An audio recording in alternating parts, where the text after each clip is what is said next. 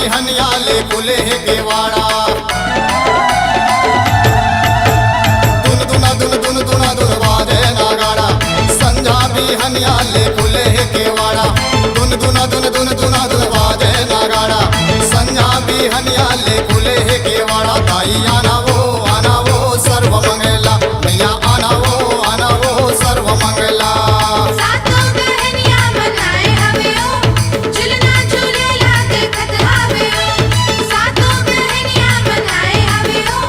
झुलना झूलेला देखत हवे ओ मैया तोरे चरणन के तोरे दर्शन के प्यासी हो मैया तोरे चरणन के तोरे दर्शन के प्यासी हो दुन दुना दुन बाजे नागाड़ा संझा बिहनिया ले खुले है केवाड़ा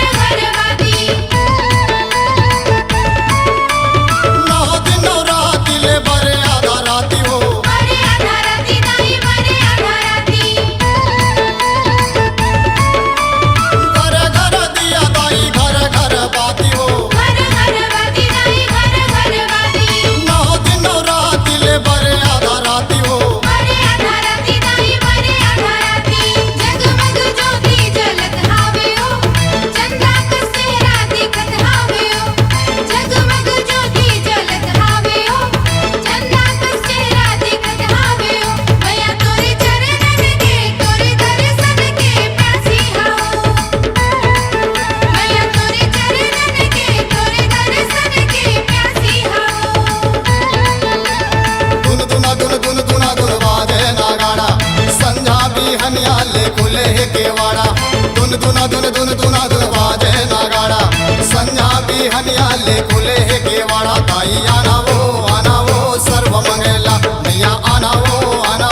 सर्व मंगला सातों बहनियां मनाए हवे ओ झुलना झूलेला देखत हवे ओ सातों बहनियां मनाए हवे ओ झुलना झूलेला देखत हवे ओ मैया तोरे चरणन के तोरे दर्शन के प्यासी हो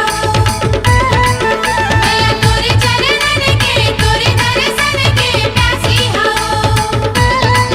मैया तोरे चरणन के तोरे दर्शन के प्यासी हो मैया तोरे चरणन के तोरे दर्शन के प्यासी हो